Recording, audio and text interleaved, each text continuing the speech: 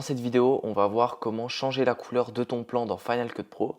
Je vais te présenter les réglages auxquels il faut que tu fasses attention, l'espace de travail pour changer les couleurs et aussi les différents outils et comment tu vas pouvoir les mettre en pratique sur un plan. J'aurai un exemple dans la vidéo afin de te montrer comment moi je procède. C'est parti. Alors là, comme tu peux le voir, j'ai plein de plans d'une montagne. Voilà, des plans en drone, tout ça. Et ce qu'on va faire, c'est qu'on va changer les couleurs de ces plans. La première chose que tu vas devoir faire, c'est te rendre dans Final Cut Pro, Préférences, ou alors tu appuies sur Commande, virgule, et ensuite tu vas dans Général, et dans Général, tu fais attention, il faut que l'étalonnage soit sur roue des couleurs, donc ça c'est le réglage de base. Ainsi, quand tu vas prendre une vidéo, tu vas la sélectionner, que tu vas aller dans l'onglet des réglages, si tu vas faire des corrections, c'est les roues des couleurs qui vont direct s'afficher. Donc je te présente brièvement comment ça fonctionne. Ici on a 4 roues. La première roue c'est général. Si tu fais une modification sur cette roue là, ça va affecter toutes les parties de ton plan, que ce soit en basse luminosité, haute luminosité ou luminosité intermédiaire. Si tu changes la couleur, c'est toute la couleur de ton plan qui change. Si tu changes la luminosité de ton plan, c'est toute la luminosité, plutôt l'exposition qui va changer. A l'inverse, si tu vas dans ombre, c'est que les ombres que tu vas pouvoir baisser. Ainsi, le chemin qui est en haute lumière, il reste tel quel. Tu vois que le chemin ne bouge pas beaucoup, c'est plutôt dans les arbres où on a des basses lumières. Haute lumière, là c'est que le chemin, tu vas pouvoir changer l'exposition seulement du chemin. Et intermédiaire, c'est tout ce qui n'est pas trop dans les ombres ou trop dans les hautes lumières. Donc, les 3 réglages qu'on a pour chacune de ces 4 roues, on a l'exposition, donc c'est la barre en gris, le curseur gris. Ensuite, on a les couleurs, donc on peut changer la couleur du plan, que ce soit dans le général, dans l'ombre, haute lumière ou intermédiaire. Et aussi, tu as la saturation, donc tu peux changer la saturation du plan en général, ou alors seulement la saturation des ombres, seulement la saturation des hautes lumières.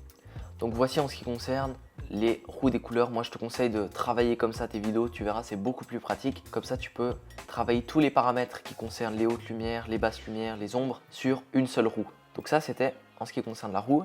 Ensuite l'autre chose que j'aimerais te montrer, c'est les graphes qui vont te permettre de travailler ta vidéo. Si tu te rends dans présentation instrument vidéo ou commande E, tu vas pouvoir avoir cette petite fenêtre qui s'ouvre.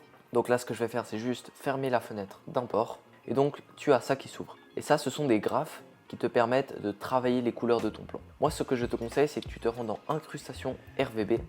Et comme ça te permet d'avoir une vue d'ensemble sur la couleur et l'exposition. Donc 0, c'est du noir à l'état pur. Donc ici, dans ce plan-là, on peut lire du noir plutôt dans ces zones-là. On voit que là, on est assez proche du 0. Et le 100, ça correspond à de la lumière blanche 100%. Et donc, ce qui est intéressant, c'est qu'il faut toujours que pour un plan soit bien exposé, qu'il se trouve entre ce 0-là et le 100 ici. Donc après, moi, j'ai une petite barre là. J'aime bien ne pas dépasser 96, 97. Et donc, ce que tu peux voir, si je prends par exemple un plan qui va peut-être plus te parler, c'est que du côté gauche de l'image, on est plutôt dans des zones intermédiaires, voire sombres. Et à droite, on est dans du gris assez foncé. Donc on est à peu près à 80, 85. Donc si tu vois ça, ou ce plan-là, on peut interpréter finalement l'image de gauche à droite comme une peinture un peu. Là, j'ai la montagne, ici, et là, paf, à partir de là, j'ai ce point-là. Tout en haut, on a ça. Et ensuite, on peut voir qu'en bas, c'est cette zone-là. Donc ça, c'est en ce qui concerne le graphe. Et donc, comment on va corriger nos couleurs dans la pratique? Ce que tu vas faire, c'est pouvoir descendre un petit peu les ombres. Tu veux te rapprocher du 0 mais sans le toucher forcément. Et ensuite les hautes lumières, tu peux les monter proche du 100 mais ne pas dépasser le 100. Si tu veux avoir une indication visuelle de si tu dépasses le 0 ou le 100, tu te rends dans présentation et tu vas dans luminance.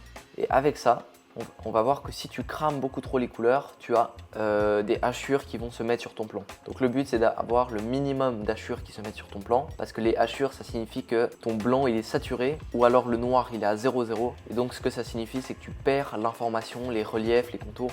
Donc il faut toujours éviter d'avoir du blanc.